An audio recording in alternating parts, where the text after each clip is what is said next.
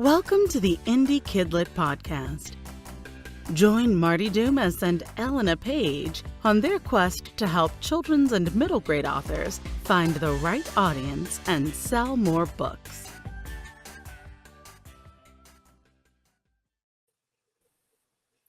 Welcome to the Indie KidLit podcast. I'm Elena Page. And I'm Marti Dumas, and this is our infamous, yep. goal setting and recap podcast, our workshop and goal setting podcast. And we're going to be going through episodes 36 through 41 for those of you who are playing along at home. And hopefully there are people who are playing along at home, and that Elena and I are the only ones who are trying to push through these and figure out like what we can take out of it. It takes a village, people. Like, we got to have everybody working on this together, or we're not going to all crack the code. So today we're going to be looking at Tracy Babler, Jesse Swear, Nathaniel Wyckoff, Andy Can, Elena Page, don't know who that chick is, and Rebecca LaFar Smith. Did I say that, or is it Laffer? Darn it! Now I'm like second. LaFar. Okay, I was right the first time. You're right.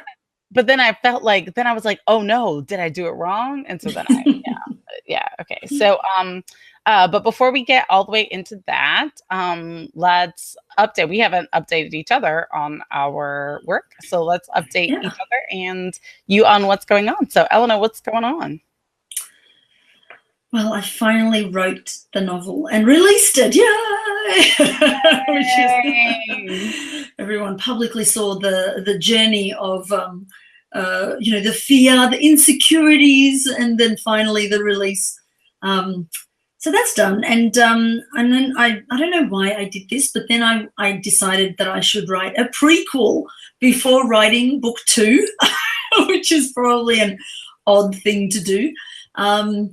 But it's been really good because it's given me it's almost like backstory. It's like really going back and getting the backstory so in place, but in an interesting way that doesn't interfere with the story, but actually adds to the story continuing. So that's what I've been working on. But it's been taking longer than I thought. And then the funny thing is, I'll meet people in the street, or, and I'll mention that, author, and that I'm writing the prequel, and I'm like, and it's taken me so long. And they're like, oh, how long has it taken you? And I'm like, 3 months.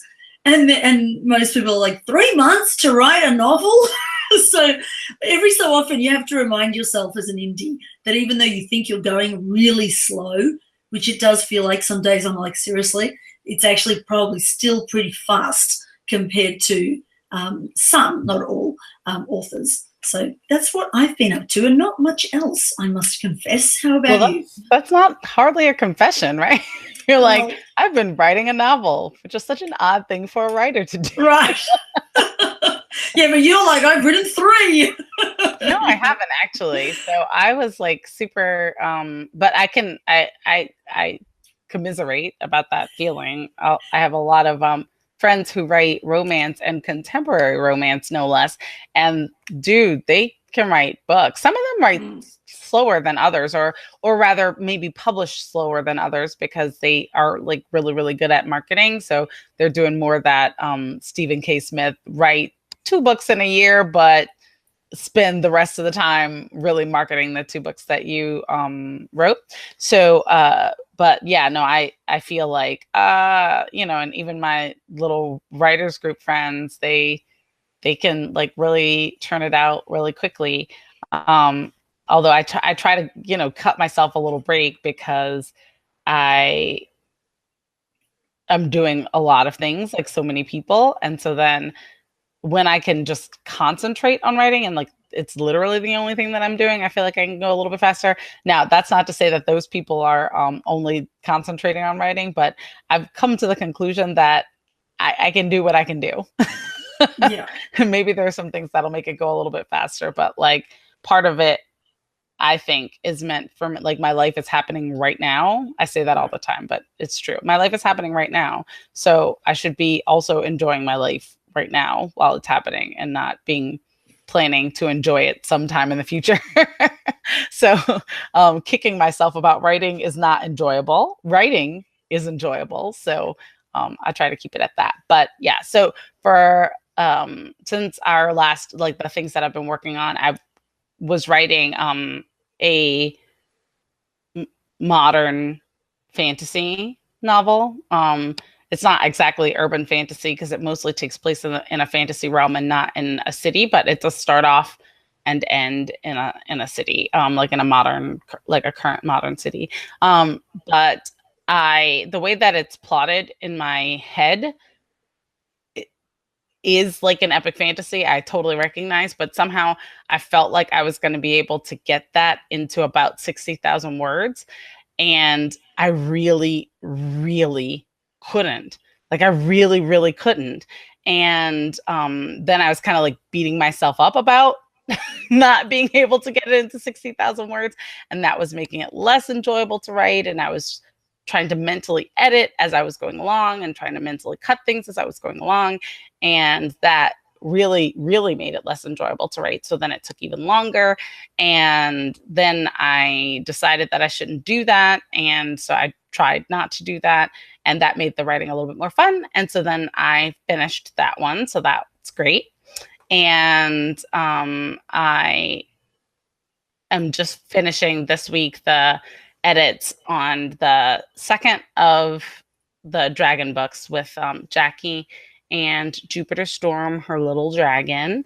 And I'm excited about that one as well. It's had a lot of, from alpha reader people, it's had a lot of good feedback, and that is always nicely confidence boosting, especially for me for those books, because I know that they have such a like niche audience. Like they're just a very, like intellectual chicks who like missed this as a kid or whatever, or who are that kid right now.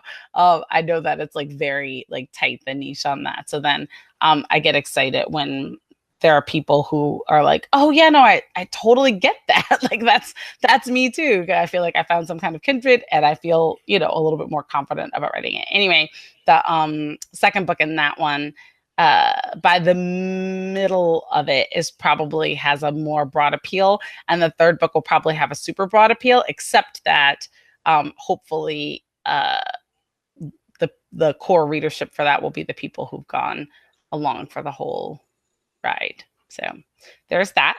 And also we've been doing a ton of traveling, which has been, I always imagine that while traveling with my children that I'm going to get a solid 2 hours of work done every morning, before they get up. And that is not true. That statement is not true. Although I did get some work done, I did not get like a solid 2 hours of work done every morning. So there's that as well. That's pretty cool that you got any work done. I'm impressed. That's amazing. So well done. I'll see. All right. So let's hop into it. So we were on episode 36 talking with Tracy Babler. Just to remind people, Tracy Babler has the Lou and Bean Read podcast. It is adorable. If you don't listen to that podcast, you totally should, because Lou and Bean have really good taste in books. And so then if you are listening to that podcast and like maybe also like Matthew Winter's podcast, that'll be a great way for you to just keep up on top of the children's lit world without having to like constantly be sitting in a bookstore. So you can catch the things that strike your fancy there. But they also have a blog. I was about to call it a vlog, but it's not. They also have a blog, and they have an Instagram account. And so we talked with Tracy about how to get noticed, get recognized, get pulled in, and get boosted by these social media moms. So you were on her podcast, yeah? You were one of their guests. Is that correct? I was. You should definitely not listen to that interview. It was New Orleans summer when we recorded it, and my air conditioner broke. So we Oh. literally had 7 fans running in the room because otherwise we would have died, possibly literally. And so then like the sound quality is horrific on that episode of the podcast because it was so hot. But yeah, I was on Tracy's podcast. Awesome. So did you learn anything new then from her, or was it all sort of things that you already knew? No, I picked up some things from Tracy, one of which was like how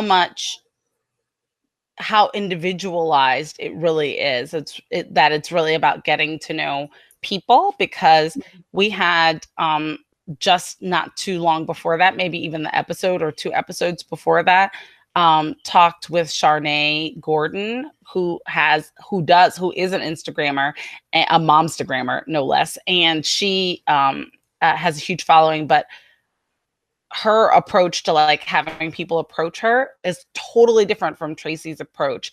And so then one of the things that I got from talking with Tracy was, again, how different everybody is, like how you really need to like get a feel for the person. For me, maybe follow the person ahead of time and get a sense of what it is that makes them excited to see if you're even it, and then obviously like just read what they put out there. They seem to mostly have information about how you can submit and like what kinds of things that they're looking for. But like Tracy was like, yeah, message me, send me whatever, it's all good. And Charnay was like, oh my dude, don't just randomly message me. Like, it was like, it was really different. So then I was like, oh yeah, because people are people. So that's a good thing to be able to figure out that. And like the idea of being super mission driven, it's like that keeps coming up. That keeps coming up. And yeah, all right, so sorry, just because I'm curious and I'm used to asking questions.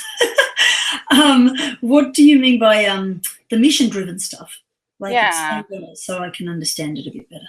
Right. So Tracy talked about wanting to make sure, that her children and other people's children grew up in a culture of literacy, right? Right. That they grew up in a diverse culture of literacy, that's part of her like values, and that she wanted her children to have an opportunity to be living their values. And the way that they put their podcast together really is about living your values. So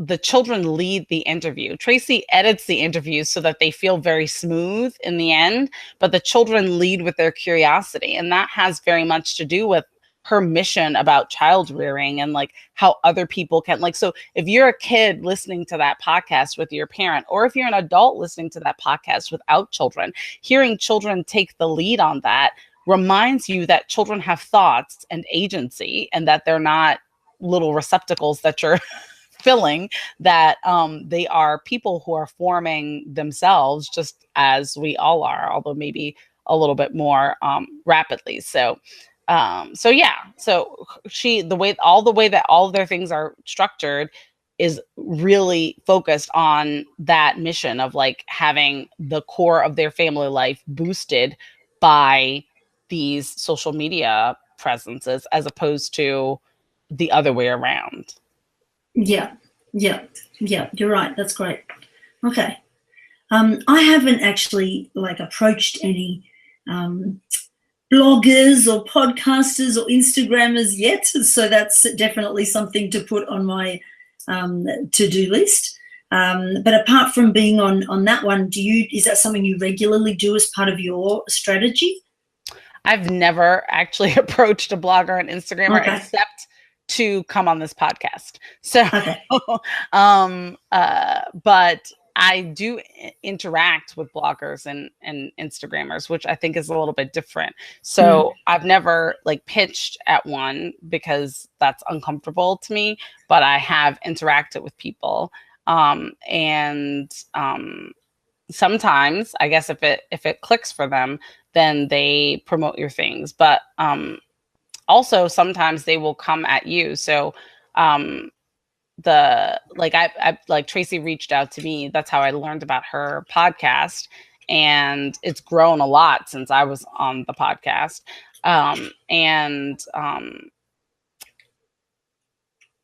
Charnay did as well. But part of the reason that they found it because I was available to find and I was interacting with people and they could, easily get in touch with me and could see that. Like there are some authors that are going to be less approachable, that are going to be more difficult to get in touch with via social media or like via their websites. And so then I suspect that if you were in Tracy's position reaching out, right? Like I bet her kids have really loved Mo Willems' books too, but like, did they reach out to Mo Willems to like, maybe they did, they haven't had him on the podcast yet though. So, I think that part of our work is being open to being reached out to. And then the next part is being like doing some reaching out. I wouldn't be opposed to that though. I think it's probably actually good use of like we're always trying to think of ways that authors can boost each other. That's probably a great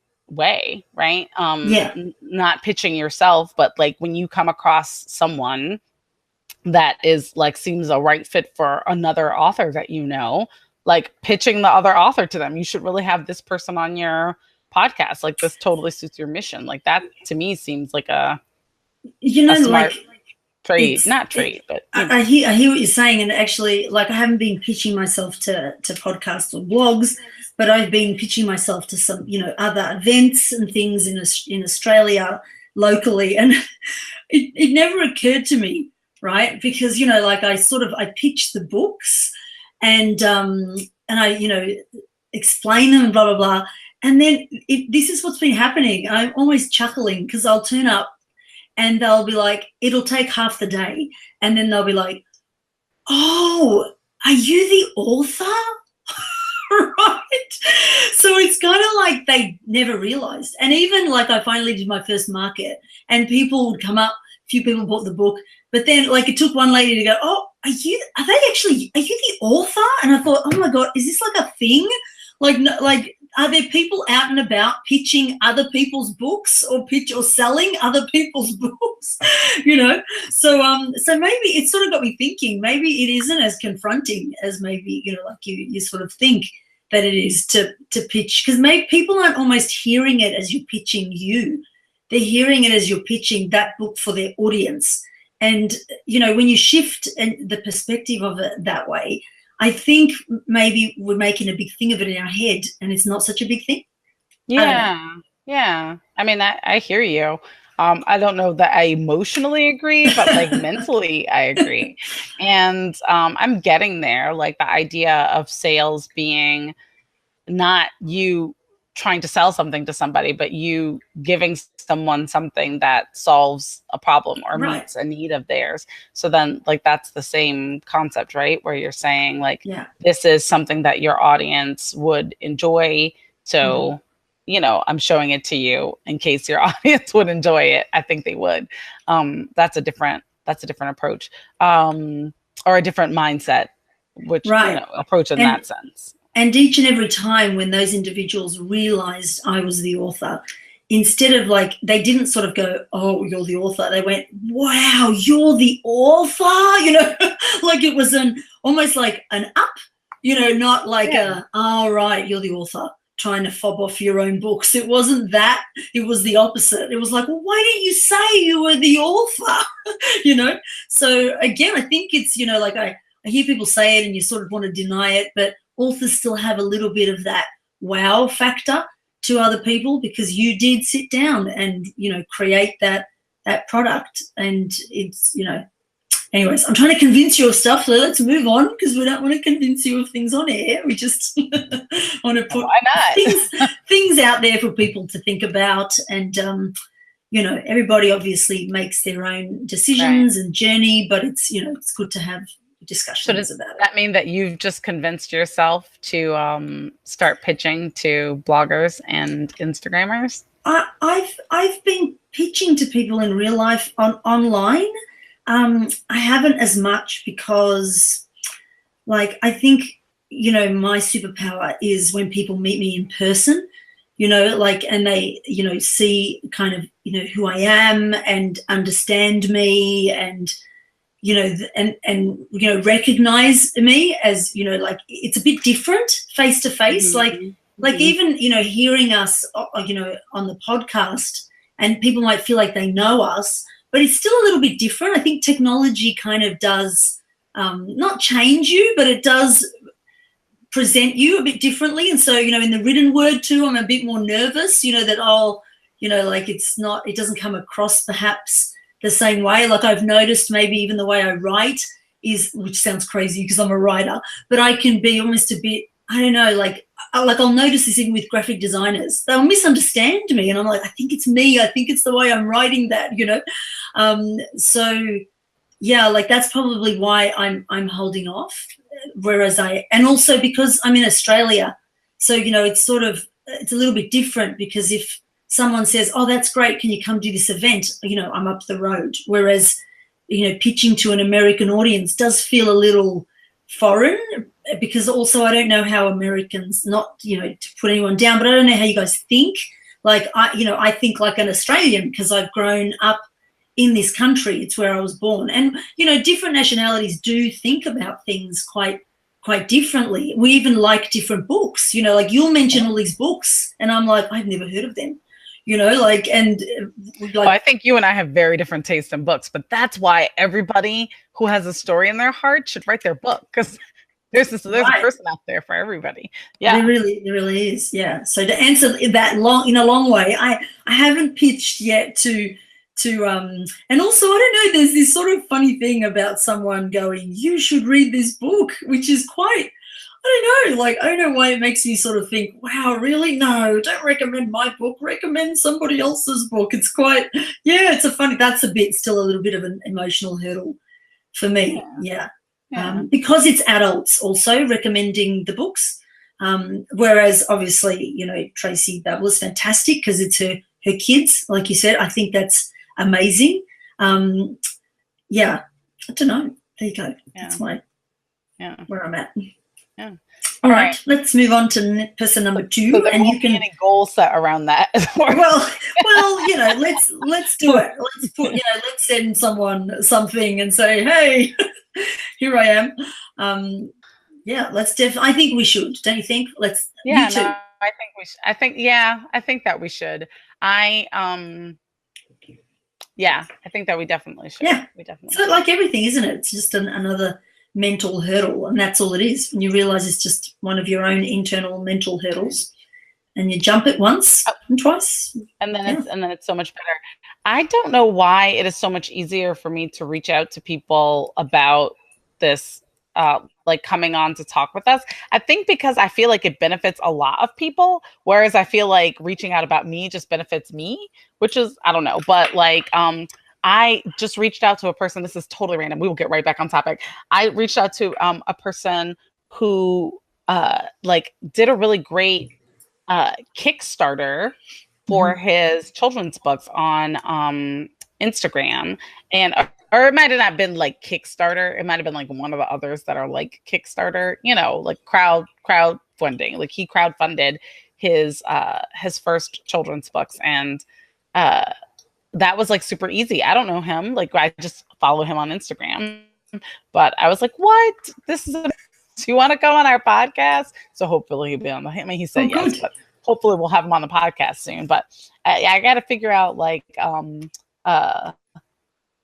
what the real difference is in that, so that it'll be easier to meet our goal of reaching out about ourselves. I think it was in what you said, you know, it was in your languaging just then, putting my psychologist hat on, you know, we're sorry, Marty, where you just said it's useful, your psychologist hat. Well, you know, you just said it's something that benefits me, and I, like, yes it does, but actually, you know, ultimately you wrote those books to benefit the readers. So, you know, it's, if you don't get that book out there, all the people that would have read that book and it would have changed their lives or even made them feel better that day, right? Like that, it's not going to happen. So I think just shift how you're looking at it, you know, like If anything, I think it's more the other way around. We love getting guests on so we can learn from them, and that benefits us. Whereas getting your books out there is more about benefiting all the kids, you know. So yeah, again. I mean, it benefits our author peeps, but I hear what you're saying. That's a good turnaround. I can mentally use that one as I'm going to make a note about it. All right, cool beans. So after Tracy, we had Jessie Sweer, and Darcy and I did Jessie Sweer.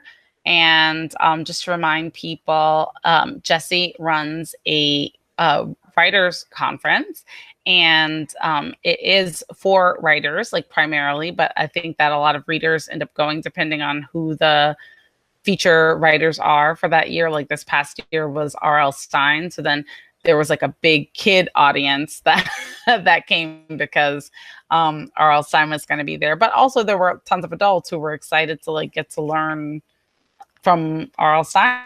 So we talked about getting yourself like what makes you attractive to writers conferences and like some benefits from participating as a presenter. And Darcy like just full on announced, and I'm like, yeah, that's about correct. She was like, I'm going to take your spot at that conference next year, Marty. I was like, that's good. Like rock it out, Darcy, because I've done that one twice. So it's somebody else's turn now. That's awesome. Yeah. I haven't done any writers' conferences personally. And I mean, like, I'll just be honest, for whatever reason, it's in my really too hard pile. It's in my bottom of the list, but, like all things, like, doing a market or school visits were at the bottom of my list last year, and also, to be fair, again, going back to, like, my question really is like, are there Australian writers' conferences? Like, I'm sure there are, but again, I'm not in touch with them. Yeah. So I guess my to-do list is to really just do some research on what exists. And I guess I encourage everybody, like, I mean, wherever you are in the world, it's a really big world, right?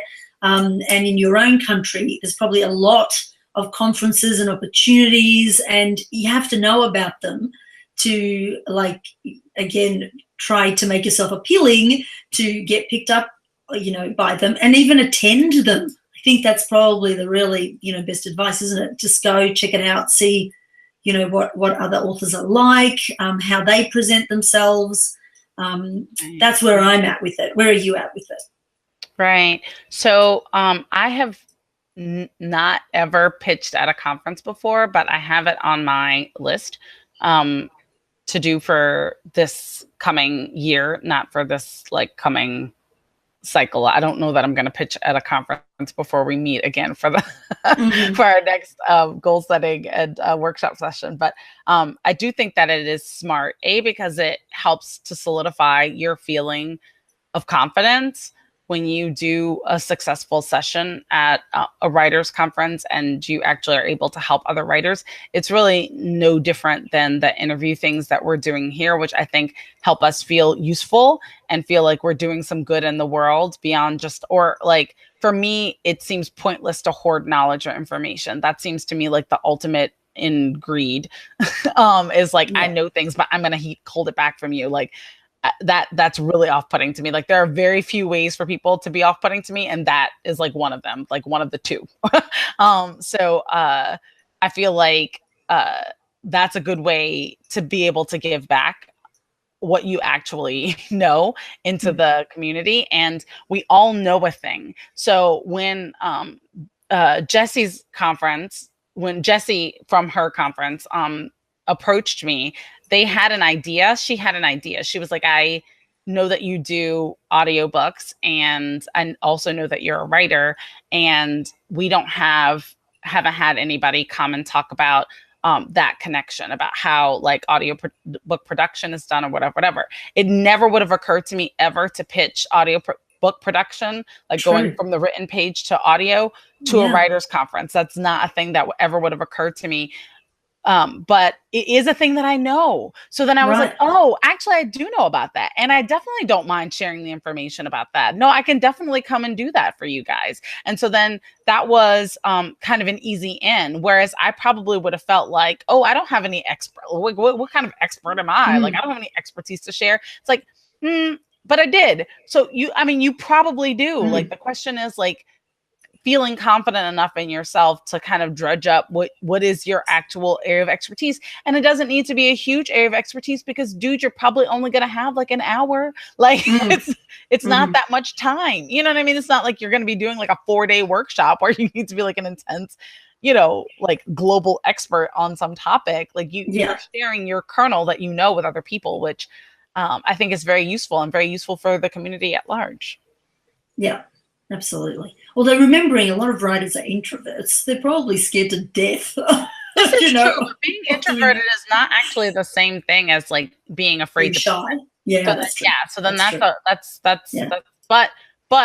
there are probably a lot of shy authors as well. And so then like there's you have to measure what the returns are for you on that, right? Like if you're having to overcome stage fright, have never developed a talk or a training before, like there are probably a few steps that come before that. And probably step one is going to some writers conferences and sitting on some sessions and thinking, what am I getting out of this session that is good? If I were the presenter, how would I have done this a little bit differently? Or if I had to present the topic, like what would have been my spin on it? Sometimes just going with the mindset that in a year I'm going to be doing this will let you look at it with a different lens and like come away feeling a bit more prepared than you would have otherwise. Yeah. Good.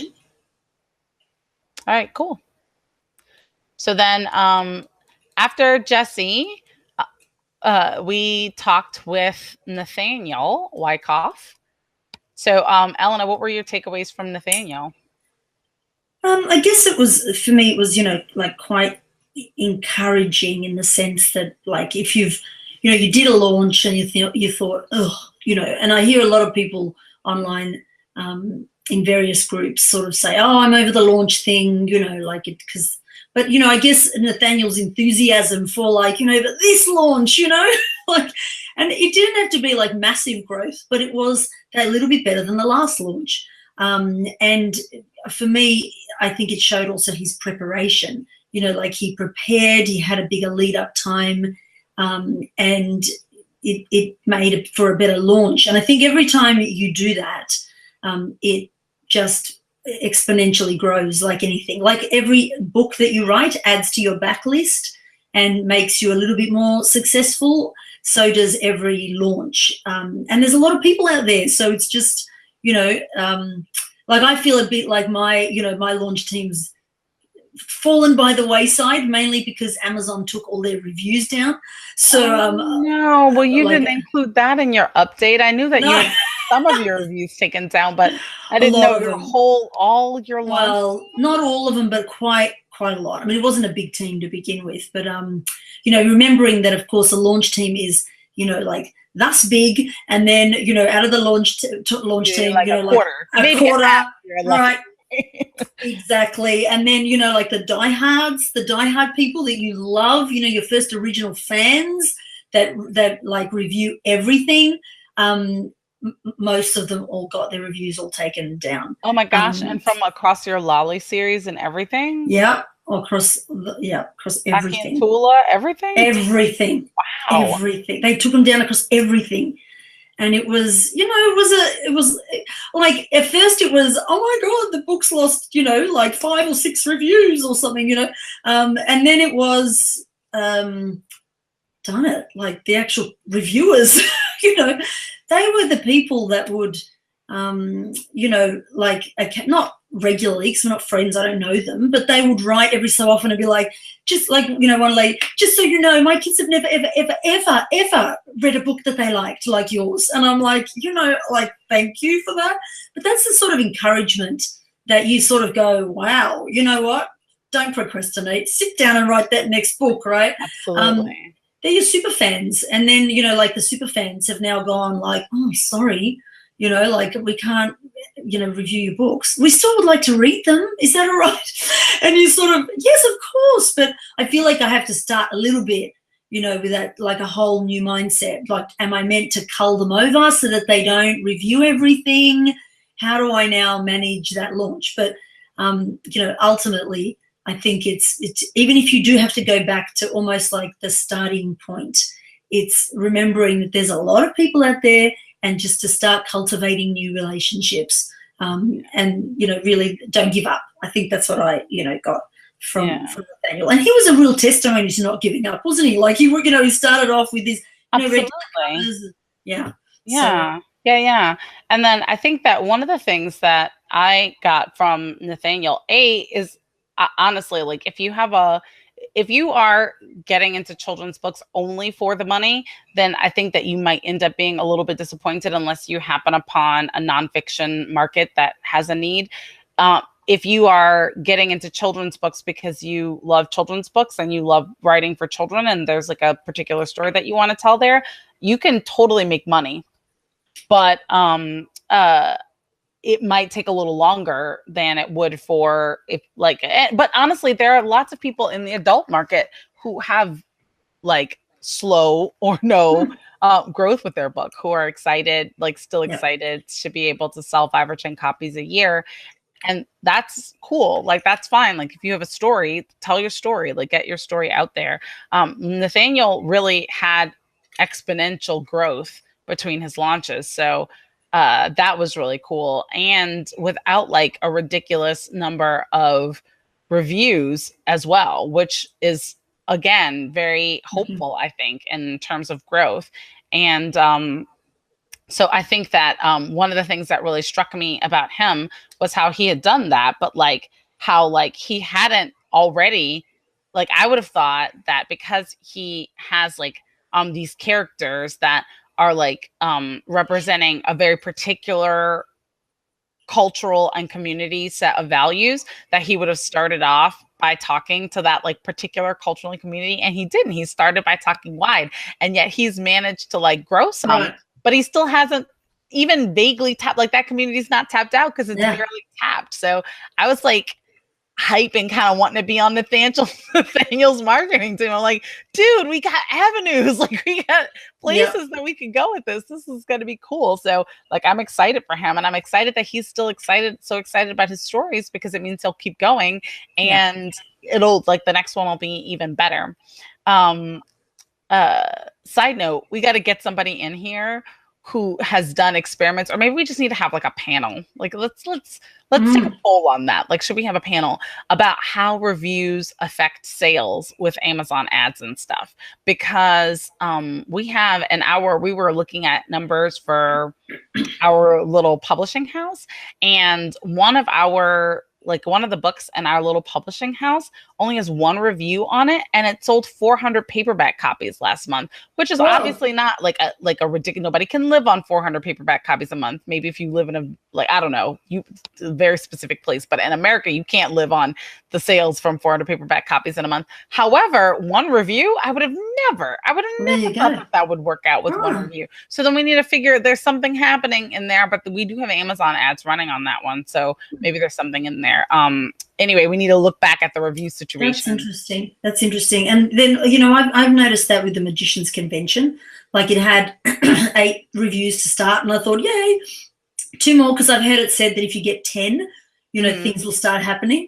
And I'm like, 2 more to go, and then it went back to 7, 6, 5, 4, and then it was at 4, and I was like, please. And 4, because someone left a 3-star, didn't look pretty, you know, because the stars weren't filled up with gold. It was sort of like, you know, a little bit down, and but it was selling. Like, I mean, not, you know, like 400 copies, not that much, but it was consistent, and I thought, this is curious. And now it's gone up to 6. But like, people have been writing to me and said they heard about the book, and I'm like, okay, so maybe if there's this sort of back word of mouth thing going on, even a little bit, it's enough to start generating some level of sale. Absolutely. And are you running AMS ads on the Magician I've only got one ad running on it, and Yeah. So that's automatic. good enough. So here's a thing that I wonder, because again, with the cumulative effect of advertising, so like behind you, I can see if you're on the YouTube feed. I'm sorry for people who are not on the YouTube feed. But behind Elena, there's a picture. There is one of her books is front facing, and I think it is. I want to remember the title correctly. Is it Look Like an Angel, Eat Like an Elephant? Yeah, that's written under a different pen name. Well, it's behind you and it's front facing. So then I think that there is a thing in seeing a book cover, even if you don't click it. Like I think that there's a little softening that happens. So then when someone mentions it to you later, you're like, wait a minute. I think I've heard of that book before. Like maybe it's good. True. Like maybe it's a thing. So I always wonder, like that's the things that are like difficult to measure, right? Like, did you see this on an Amazon ad, not paying any attention to it really, but sort of subconsciously, and then your friend mentions it, and then you're like, you know what? Yeah. That sounds amazing. And I feel like I've seen that book before or heard of that book before. And then like you go in and buy it. Like I think that there's something to the softening that happens with this additional exposure, but obviously I can't quite measure it yet, so I don't know. This is true. And also the other thing I did was I changed the blurb. I changed part of the blurb, and I know this sounds like the craziest thing that you do, because I got a professional blurb written and it was, beautiful and it's great and I'm happy with it, put it up. And then a reviewer from Litpick, which was I think a 13-year-old. Like I read her review and went, oh my God, I love what is Litpick. So Litpick is it's kid reviewers. Yeah. So because it's actual kids reviewing your book. So, I did that because I wanted to, I had this moment of, like, maybe my target audience will hate my book. So I thought, wouldn't it be good to just get, a 13-year-old to read the book, other than my own kids or their friends. So I put it up for, review on that site. So you can look up Litpick, Latpick, and kids can review your book. And one of them, wrote this thing and said, abracadabra. This word has been used for centuries, la, la, la, la. And, but, it takes on a whole different meaning when, Toby wakes up one morning and finds that his grandfather's kidnapped by a talking panther. And there's no mention of abracadabra or talking panther in the original blurb. And I thought, what? Like, how did I miss this? How, was that written already when you had your blurb written? Yeah. Nobody professional blurb written. They don't read your book, right? Like you send them a summary. You send them a summary, right? Yeah. And I don't know why the talking panther was left out, because it's only, I don't know. Anyway, but this 13-year-old, and I went, you know what? I'm just going to test that. The second I put that up, like sales increased, and my gut feeling says that blurb.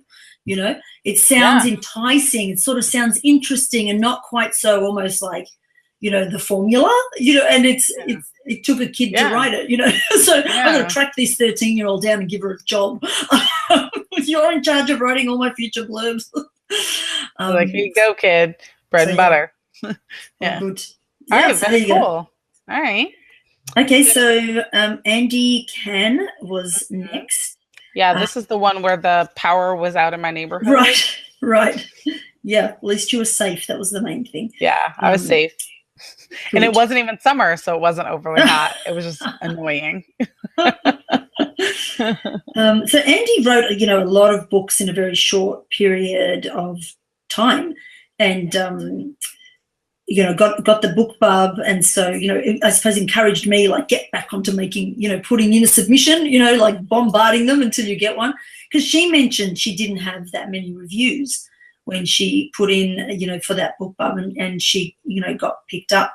But that, that book of Mr. Hoopy Loops, like, it's got quite a happy, really, like, maybe it's got the front cover, the front cover maybe does it.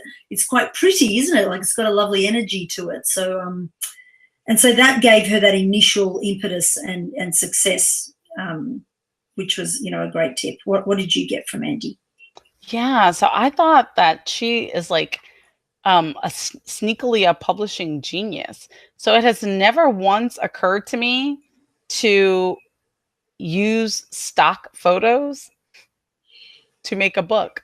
That's genius. Like like like a story, like obviously like people who do information books, people who do nonfiction books, like they do that all the time, but like to find them to like string to, and I guess some of hers are concept books, but still like to use stock photos, like that's amazing. Like it would have been me to be all like, okay, now I need to find a photographer and hire models and organize a shoot. Like that would have been me, as opposed to being like, there's like a ton out there, just go sift through it and figure out like, anyway, that was really cool for me. And then also she had a couple tiny things in there that I was like, oh, like that's useful. Like I'd never heard of story monsters. And so that got added onto the list of things to explore.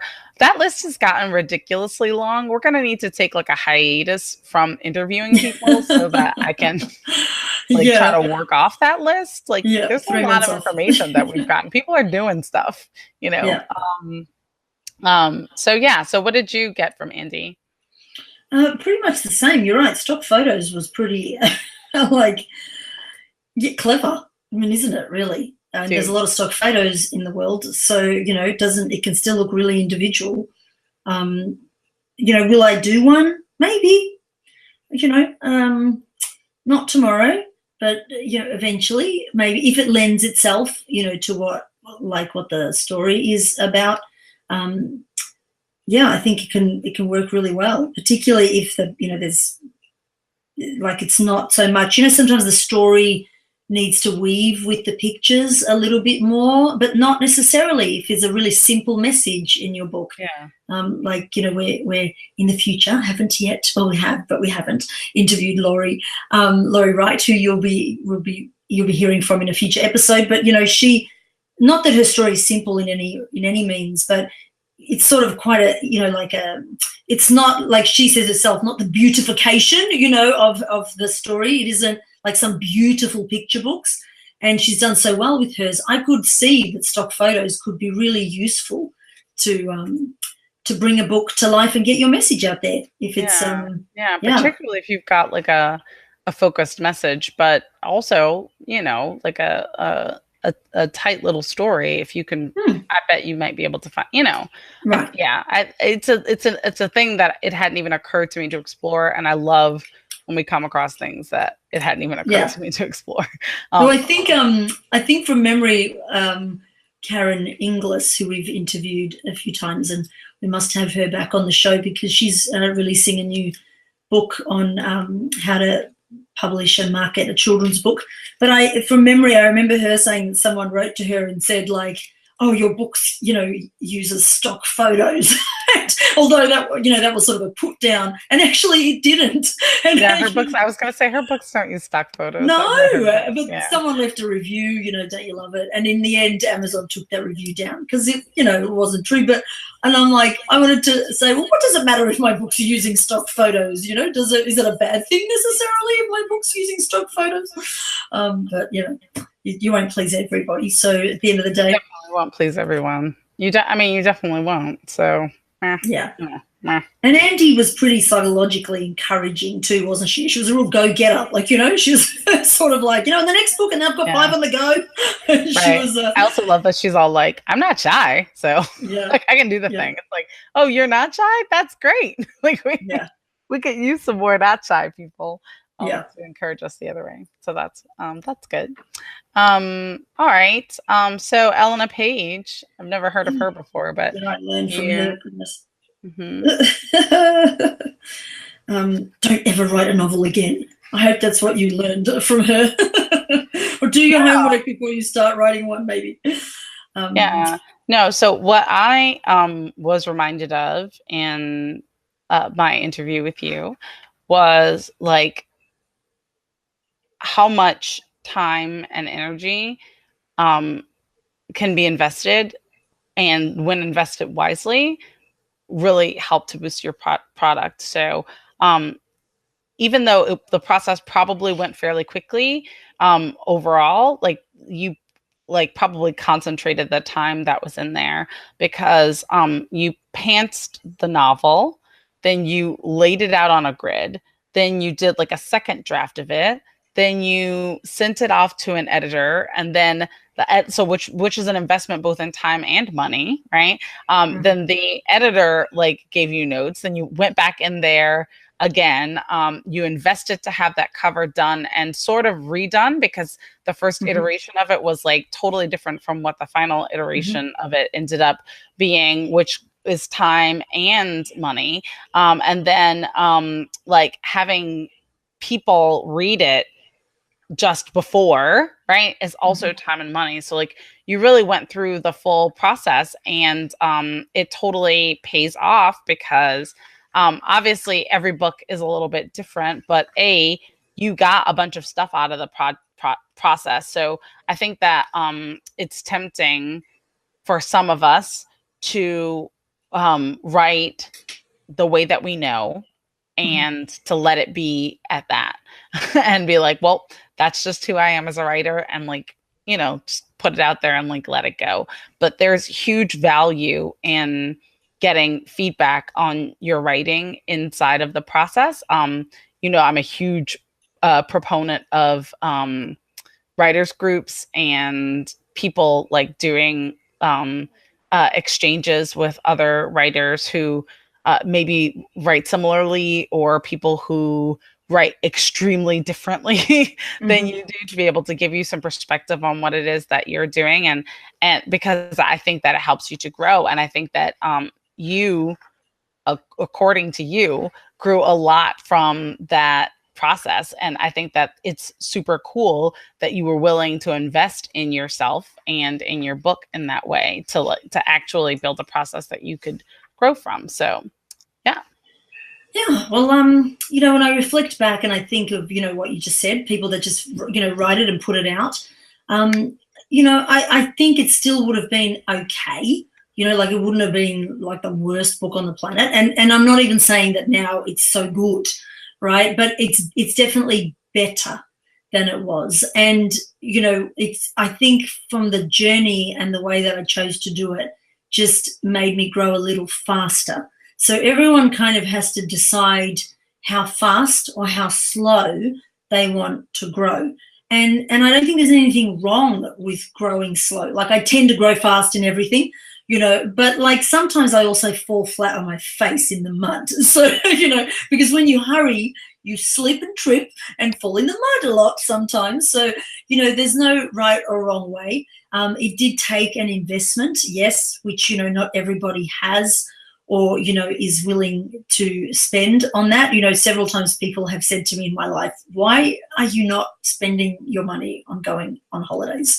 Like, why are you producing books?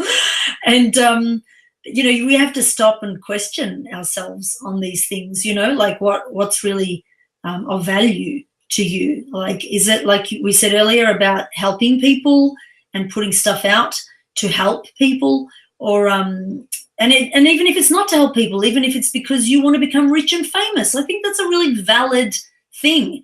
As long as you're clear that's your thing. It's always a risk, right? Either way, whether I'd done that process and, you know, I could have gone on. Like we interviewed Mark Remus, you know, really early on, and, you know, he was writing his for 20 years and they're beautiful because of it, right? I could have done that and made it even more better. You know, like even now I think, oh my God, I want to go back and rewrite that first book. Already I'm thinking that. Isn't that crazy? Right? It's only been since May. So, you know, we all are going to grow. And I think it's just, you know, choosing your path and owning it. That's what I want to say. You know, I hope no one listened to that and thought, oh no, I should do it, you know, Eleanor's way, or put more money in or whatever, you know. Right. Well, it doesn't always need to be money, but my mom and dad, I'm not sure which one of them, because they divorced when I was pretty young, but they both said this separately, right? I'm not sure who I can like truly credit it with, but you have to pay something. You can pay time, you can pay money, but you always have to pay something. So I think there are definitely ways to be able to do some of what you did without paying money, but you're going to have to pay time. Like there's no way around it. Very little is free in life, you know? So, yeah, I think, you know, a lot of that can be done by going to SCBWI meetings or whatever your local writers group is, listening to people read, figuring out whose writing it is that you sit up and take notice to, and then going to that person and asking to do a swap. Like you'll get a lot of similar comments that you get from editors. Obviously, editors have their own, like that. It's great. I would never ask an editor to work for free. So if you have no money, like don't go approaching editors being all like, and then someday I'll give you 5% of the profit or whatever. That's not cool. Don't do that. But if you're at a place where you don't have a budget, then doing a swap with an author whose writing you respect is like, that's huge, and it's free in money, but not in time, because that's probably a swap situation, right? Like you should, just for the good of the universe, also put something back in for that person. So then that's time in that way. So I think there are other ways to go about it, but yeah, I think I slightly disagree with you on not having people try both ways. Like I think you don't know what works for you unless you've done it both ways. Like if you've never pantsed a story, you have no idea. Like you don't know what that would be like for you. So then I would say try everything once, but you know, in your own time, that part in your own time. No, you're right. You're right. That's a really valid point. And people do change, don't they? Like I've heard people who have been pantsing for years suddenly become plotters the other way around, and I'm actually less the other way around. Actually, no, I hear, well, I think that, I like hearing people talk. I know plotters who plot less, but it's because they can hold more in their head because they've written more stories. So then they have a better feeling for how it's supposed to go. So then they have fewer plot points. So I think it does go both ways, but I think that you should definitely try it both ways, because who knows? And you know, you don't need to kick it off like with a novel, you know, like, true. You know, do something smaller that's like less of a time commitment, so you can check that out. Okay. All right. Cool. So then we have Rebecca LaFar Smith. Yeah. And so, you know, I loved her advice about, you know, potentially using, you know, like the dyslexia font or something like Verdana, you know, just to make it easy for all kids to read, even kids with dyslexia or other, you know, disabilities or limitations. And she, you know, really sort of drove home the point of having, you know, checkpoints and having your target readers read that book, lots of them, which I'm not so good at. I'm still a bit like, I don't want to give it to people to read. Of course, it's going to go public. But yeah, it's a funny thing when you ask for that feedback. And I need to get better at that. So that's what I'm sort of taking on board from Rebecca's conversation. She had a lot of good things, though, didn't she? Like she had a ton. It was almost difficult to categorize it because it was really spread out. Like everybody should go back in and listen to that. She just had a real ton, and a lot of it came from her small press, like having put that bit together. Like she had a lot of like tips about like doing market stalls and like tips about approaching people. Like she had a lot of things going on in that one. I also kind of ended up mentally focusing on the things that had to do with being able to cater to a very specific audience. In her case, like kids who have dyslexia and like dyslexia related like challenges going on with them, because partly I think that any book feels better when it's easier to read. People discount that when they're thinking about their page counts and they're trying to get the book as cheap as possible. You don't love something because sometimes you love something because it was cheap, but you don't love something usually because it was cheap. You love it because of the way that it made you feel. So if the words are like tightly crammed on the page because you were trying to get as many of them in as you could, and you narrowed up the margin so that you could get even more words on the page, then that's more difficult. Even if you can discern it, it's more difficult for your eye to read. So then you're not as relaxed when you're reading that. And the feeling that you get from the book is going to be altered no matter how good the story is. So then I think that it's for me is a great reminder of how important the page layout actually is, and particularly for our age groups. People really discount, people really discount readability on the page. I can't tell you how many authors that I've talked to, some of whom I know for sure are listening right now, who essentially say that the interiors of their books don't matter. I'd like wholeheartedly disagree with that. Because for a child going through and reading, like if you've ever seen the progression of children learning to read, either with your own children or other people's children, there are stages where like sometimes you would encourage a child to take a bookmark or some other thing to block out the rest of the words on the page, because it's physically and emotionally overwhelming sometimes for the child, and they can read much more calmly, much more smoothly, when they're able to block out a bunch of the text that's on the rest of the page. If you're doing that for them sort of naturally by giving them lots of space, lots of places for their eye to land, lots of places to rest, then the page doesn't look fearful. And so then you've taken one barrier away from them liking your book, like right off the rip.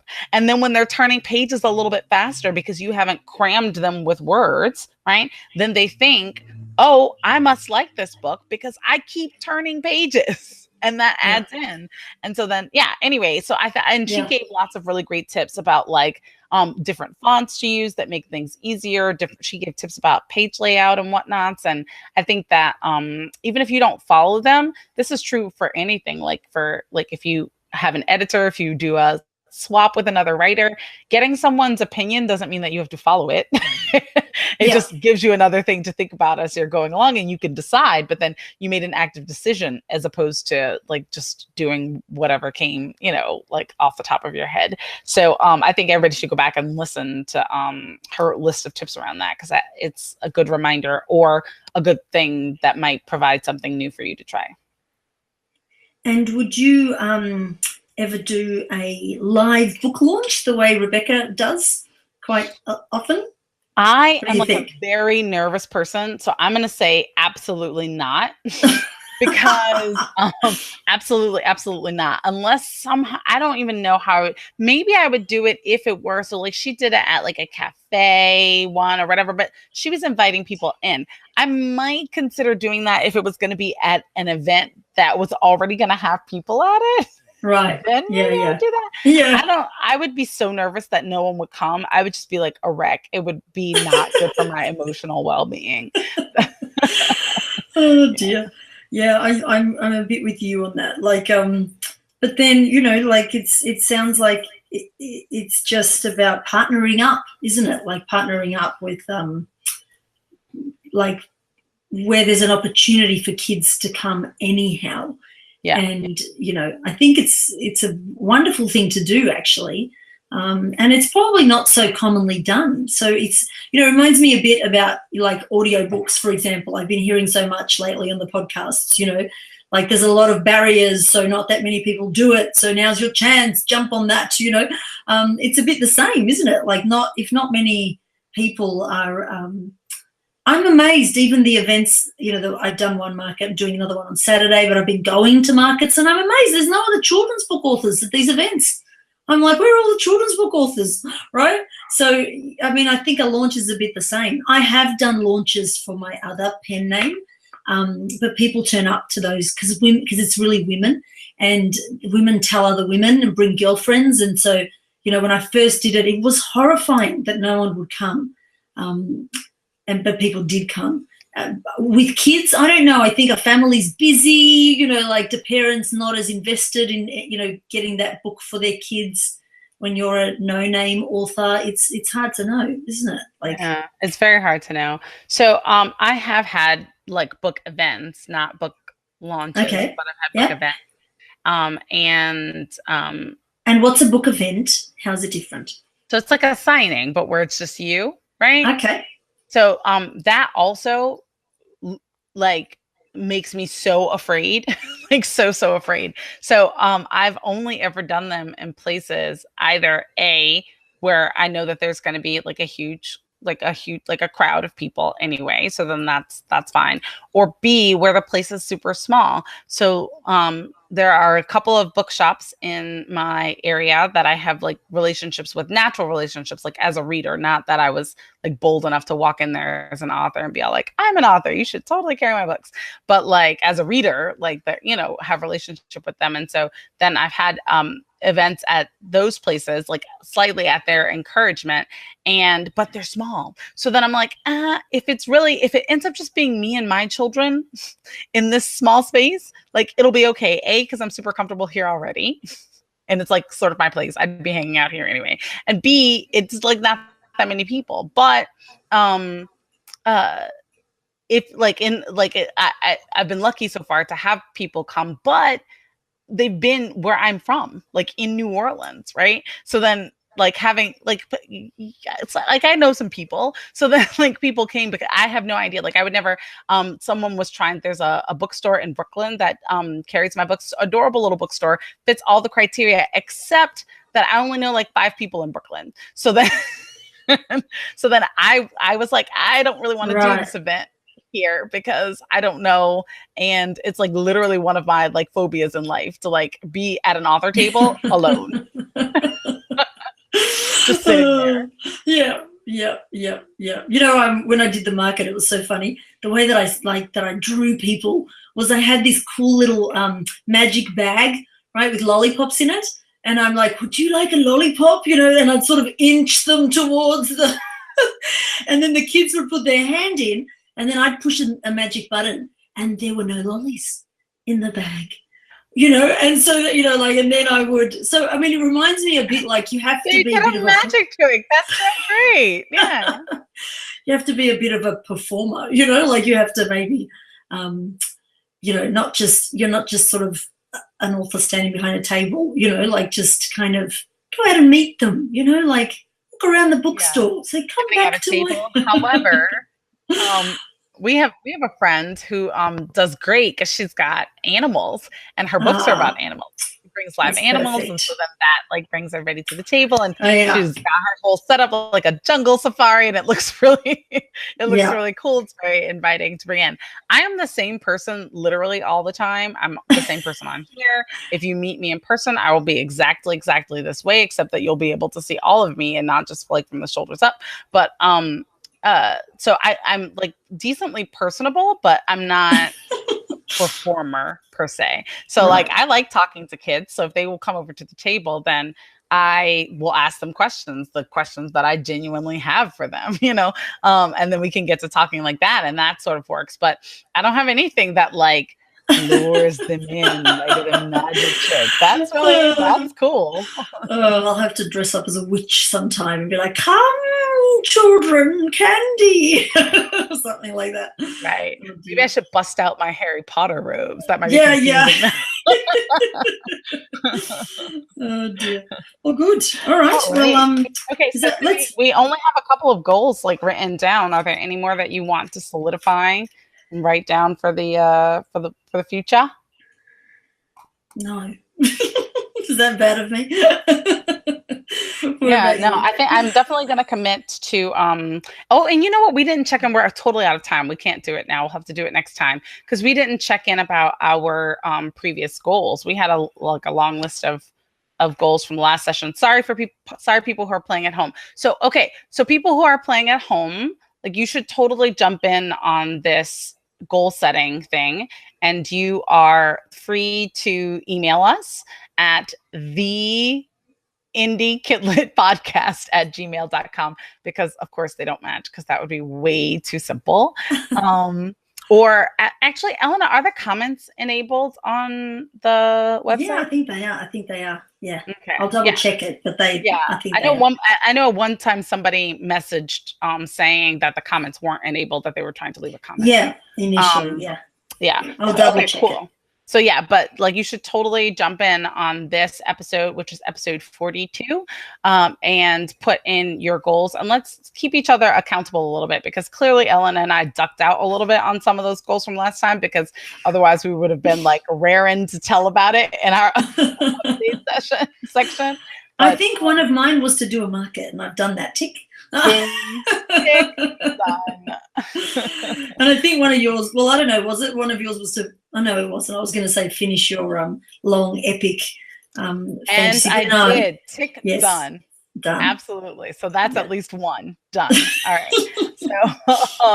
So that's good. But I definitely want to put together a couple of workshops. I think a couple of workshop ideas and start looking. And this is like a research thing. This is not like I have done this thing because it's a part of the step in the process, is to look at writers festivals or writers conferences that I might pitch at in the future, like kind of look them up, because I don't even have a list of them mentally. And so that'll be part of it. And to sort of think, I have now a couple of workshops that I've done at other conferences that I can say were well received. So maybe I'll try to add to that list, or maybe put together a little package so that I can, for myself, so that I can have like ready to copy and paste text if and when those opportunities come up again in the future. Awesome. All right. Cool beans. Well, everybody can find us at www.indiekidlitpodcast.com. Thank you again for tuning into the show, and we'll see you at the next one. Absolutely. And make sure that you leave us. I think we're up to 11 reviews on the US iTunes. So you should, I mean, right?